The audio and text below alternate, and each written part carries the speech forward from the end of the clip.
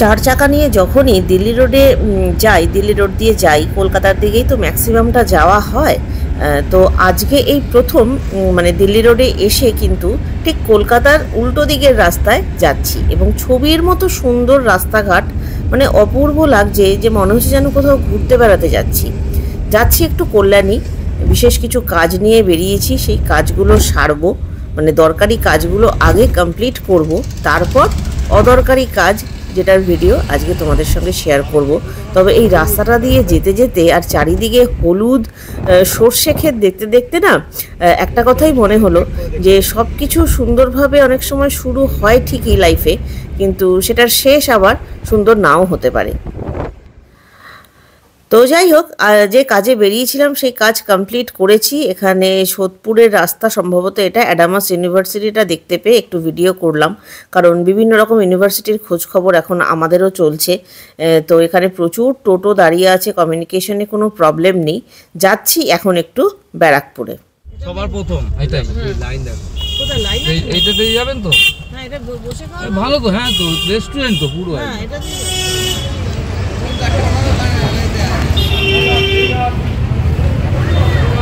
এটা কিসের লাইন? এটা লাইন লাইন দিতে হবে, কিন্তু টেক অ্যাওয়ে কাউন্টারে তো লাইন ছিল।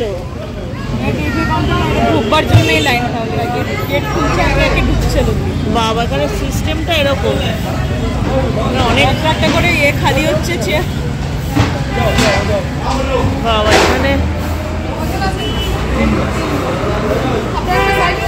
এখানে লাইনের এরকম সিস্টেম। আচ্ছা, যারা এই ওপর থেকে নামছে, ঠিক আছে, চলো ভেতরে ঢুকি, দেখা যাক ভেতরকার অ্যাম্বিয়েন্স। পুরো প্যাকড আপ। দাদা বৌদি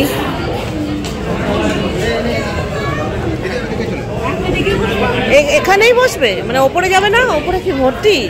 সেটা পুরো ফুল। আমরা ওপরে যাচ্ছি।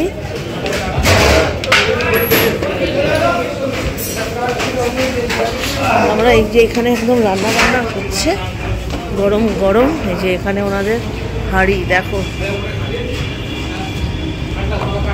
তো আমরা এখন সিঁড়ি দিয়ে যাচ্ছি, আর এখানে বিরিয়ানি তৈরি হচ্ছে ভেতরে। চলো।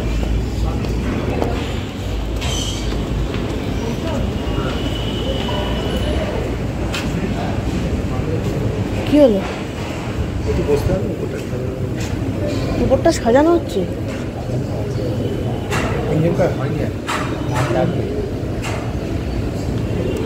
তো ওপরে এলাম, নিচ থেকে ওপরেও কিন্তু লাইন আমাদের আছে, মানে লাইন দিয়েই এখানে ঢোকার নিয়ম। এখানে কিন্তু এসেই যে ঢুকে পড়লে সেরকম ব্যাপারটা নয়। মোবাইলে দেখছিলাম নট টু বিজি এই সময়, কিন্তু এসে বুঝলাম বেশ ভালোই বিজি। নিচটা তো দেখালাম না, এটা হচ্ছে এখানকার ফাঁকা। এটাই এখানকার ফাঁকা, এটাই এখানকার ফাঁকা, মানে এটা আমি ফার্স্ট এক্সপিরিয়েন্স করবো। দাদা বৌদি তো ভেতরে যাই, দেখা যাক এক্সপিরিয়েন্স কীরকম হয়। এই এক এক করে নাম ডাকার মতো নাম ডাকছে। আমাদের নাম 3 নম্বরে। এখানে লোডশেডিং হয়ে গেছে দাদা বৌদির ভেতরে, কারেন্ট এখনও আসছে না। জেনারেটর আশা করি আছে, দেখা যাক। ঢুকে তো পড়েছি। কমপ্লিমেন্টারি জলের বোতল দাদা বৌদিতে দেয়, এটা বেশ ভালো লাগলো ব্যাপারটা। মেনু কার্ড সামনে, কিন্তু ব্যাপারটা হচ্ছে ধৈর্য, মানে ধৈর্যের পরীক্ষা দিতে হবে এখানে এলে, এটাই বোঝা যাচ্ছে। এখানে অনেক গল্প আছে, ঠিক আছে, যাদের ধৈর্য কম আমার মতো তারা কিন্তু এখানে বুঝে আসবে। এখানে সোম রোব এরকম কোনো, মানে সানডে মানডের কোনো গল্প নেই। এখানে যখনই আসবে, এই পেছনে পুরো দেখো ক্রাউড আছে। আমি ওইভাবে ভিডিও করছি না, কারণ লোকজন ডিস্টার্ব হতে পারে। আমরা যে সিটটা এখন বসেছি, এই সিটটা একবার ছেড়ে দিলাম। এখানকারই একজন বললো ওপরে ফাঁকা আছে, ওপরে দৌড়ে গেলাম, কিন্তু সেখানেও ওয়েটিং। মানে বসে থাকতে থাকতে ফেড আপ হয়ে গেলাম, সৌদিদের সঙ্গে ঝগড়া হয়ে গেল, আবার নিচে এলাম। নিচে এসে কোনো রকমের লাকিলি এই দিকে 3টে সিট পেয়েছি। এবার খাবারটা আসুক, তারপর তোমাদের কি এক্সপিরিয়েন্স হয় ভয়েস ওভারে বলছি। এখানে বসলাম, তাও ওয়েটিং, এখানে বসে থাকতে হবে। মানে বিরিয়ানি খেতে এসে যা হচ্ছে খালি ঝগড়া হয়ে যাচ্ছে, কারণ আমার তো কোনো এক্সপিরিয়েন্স ছিল না। আমি ফার্স্ট টাইম দাদা বৌদিতে এসেছি, এখানকার সিস্টেম জানি না। এখানের সিস্টেমগুলো ব্যাপক সিস্টেম, আমি ভিডিওর শেষে বলবো, কারণ এখানে এত ক্রাউড। আমার এক্সপিরিয়েন্সটা ভালোভাবে শুনতে গেলে ভিডিওর লাস্টটা তোমাদের দেখতে হবে। বসে আছে এখানে পাশে কোথায় আগুন লেগে গেছে বলে এখন বিরিয়ানি আসতেও দেরি হবে। এবারে কতক্ষণ বসে থাকতে হয় দেখা যাক। ঢুকলাম, প্রথমে বসা নিয়ে একটা কেমন ছিল, তারপর বিরিয়ানি আসা নিয়ে এখন একটা কেমন চলছে, কতক্ষণে আসে দেখি। এখানে বলে রাখি, এই ভিডিওটা যেটা এখন তোমরা দেখছো স্ক্রিনে, এটার পুরো ক্রেডিট কিন্তু আমার ড্রাইভার দাদার। মানে উনি এসে কিন্তু ব্যারাকপুর স্টেশনের দিকে দাঁড়িয়ে উনি ভিডিওটা করেছেন। এই দেখো ব্যারাকপুর স্টেশন এখানে দেখা যাচ্ছে, আর ঠিক এই উল্টো দিক থেকেই দেখা যায় অতীন্দ্র মাল্টিপ্লেক্সের বিল্ডিংটা, আর সেখানেই কিন্তু আরসালান জুডিও সব মিলে পুরো বিল্ডিংটা ছাড়খাড় হয়ে গেছে। তো ব্যাক টু দাদা বৌদি, জলের বোতলের পাশাপাশি স্যালাড এসে গেছে, ওনাদেরকেও দোষ দেওয়া যায় না। এই যে বেচারাকে দেখো তোমরা, বেচারাকে দেখো স্যালাড খাচ্ছে শুধু শুধু, কি অবস্থা।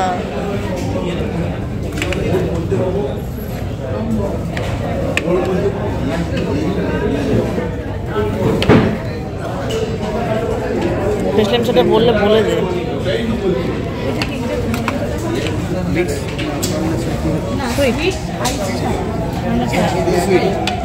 তিনটে সুইট হবে, নরমাল দেবেন, নরমাল আইস ছাড়া।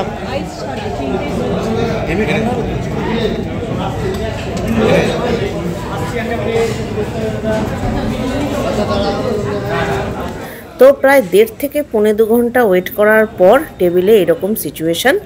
আর কিছুটা সময় লাগলো, মানে অনেক দিন ওয়েট করার পর যে বিশাল বড় কোনো সেলিব্রিটির সাথে মিট করলে যেরকম একটা ফিলিংস আসে, সেই সেলিব্রিটিকে সামনে পেয়ে আমারও ঠিক সেরকমই একটা ফিল হচ্ছিল। মানে দাদা বৌদির বিরিয়ানি আমার কাছে অনেকটাই সেরকম, কারণ বহুদিন আগে খেয়েছিলাম। গৈরিকাদি ভাইরাস ওরা আমার জন্য নিয়ে গেছিলো সোদপুর ব্রাঞ্চ থেকে। তো তারপরে আবার এই তাদের মানে দাদা বৌদির সাথে আমার সাক্ষাৎ।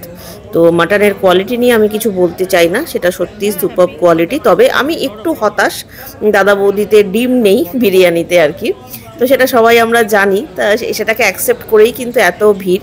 তো যাই হোক, এই মুহূর্তে একটু সামনে আমাদের টেবিলে যারা ছিলেন তাদের হয়তো অসুবিধা হচ্ছে আমি ভিডিও করছি বলে, সেই জন্য আমি ভয়েস ওভারে চলে এলাম। তবে বিরিয়ানিটা নিয়ে আলাদা করে কিছু বলার নেই, ক্রেজ সব কথা বলে দেয়। আমরা একটা সোডা নিয়েছিলাম বিরিয়ানির সাথে খাবো বলে। তো রাইসের কোয়ান্টিটি অনেকটা, আমি আর ঝিনুক আমাদের পক্ষে শেষ করা সম্ভব হয়নি।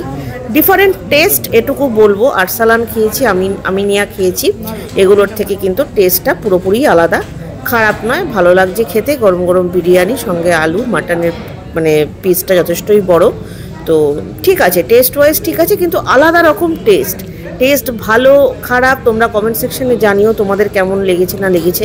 যেমন সৌভিকের কাছে সবসময়ই আরসালান ওপরে থাকে, সেই জায়গা থেকে আমার কাছে বিরিয়ানি যাই হোক।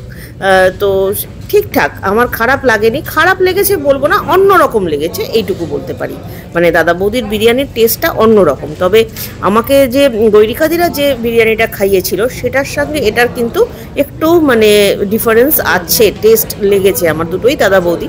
এবার কুক ওয়াইজ ভ্যারি করে, এটা যেমন প্রচণ্ড অয়েলি, মানে কলা পাতার নিচে একদম তেল পুরোপুরি ভাসছিল। যাই হোক, খাবার দাবারের এক্সপিরিয়েন্স যা হয়েছে সেটাই তোমাদের সঙ্গে শেয়ার করলাম। বেরোবার সময় কাউন্টারে এরকমভাবে বিরিয়ানি সার্ভ হচ্ছিল দেখে ভাবলাম একটু ভিডিওটা করি, কারণ বেরিয়ে তো যাচ্ছি, বেরিয়ে যাওয়ারও অনেকগুলো ব্যাপার আছে। মানে দাদা বৌদি থেকে বেরোতে গেলে গেট পাস লাগে, সেটা জানতাম না। অনেক কিছু নিয়ম আছে, অনেক কিছু প্রোটোকলস আছে এখানে ঢুকতে গেলে। তো এই যে কলা পাতাটা ওরা সার্ভ করছে, যখন বিরিয়ানিটা গরম গরম আসছে না, নিচের দিকে অনেকটা করে তেল জমা হচ্ছে, যে জিনিসটা আমার একটু ব্যক্তিগতভাবে ভালো লাগেনি। অনেকটা অয়েলি, মানে সুপার কি বলবো, লাউড একটা বিরিয়ানি। তো সেই যারা এরকম লাউড বিরিয়ানি পছন্দ করো, নিশ্চয়ই এত মানুষ পছন্দ করছে মানে এটার ক্রেজ আছে, সেটাই দাঁড়ায়। যাই হোক, এটা সবারই ব্যক্তিগত ব্যাপার। তোমাদের কেমন লাগে দাদা বৌদির বিরিয়ানি, তোমাদের এক্সপিরিয়েন্স জানিও। আজকে একটা দুর্ঘটনার দিন যদিও। যাই হোক, এবার বেরিয়ে যাব, তার আগে ভাবলাম একটু অ্যাটমসফিয়ারটা তোমাদের সঙ্গে শেয়ার করি, কারণ দোতলায় আমরা উঠতে পারিনি। সৌভিক একটু কথা বলে দোতলায় যাবে, গিয়ে চেষ্টা করবে তোমাদের সাথে একটু ভিডিওটা শেয়ার করার। তো এই রাস্তা দিয়ে আবারও দোতলার দিকে যাচ্ছি, মানে সৌভিক যাচ্ছে, ভিডিওটা করে তোমাদের সঙ্গে শেয়ার করবে। তোমাদের ব্যক্তিগত এক্সপিরিয়েন্স দাদা বৌদি নিয়ে অবশ্যই কমেন্ট সেকশানে মানে শোনার জন্য আমরা ওয়েট করে আছি। ডেকোরেশন চলছে, ভেতরে কোনো পার্টি হয়তো আছে। মানে যত রাত বাড়ছে দাদা বৌদিতে কিন্তু মানে ভিড়ও সেরকমভাবে বেড়ে যাচ্ছে। তো ঠিক আছে, অ্যাম্বিয়েন্স আর অ্যাটমসফিয়ার নিয়ে বলার কিছুই নেই, দুটোই মানে অসাধারণ।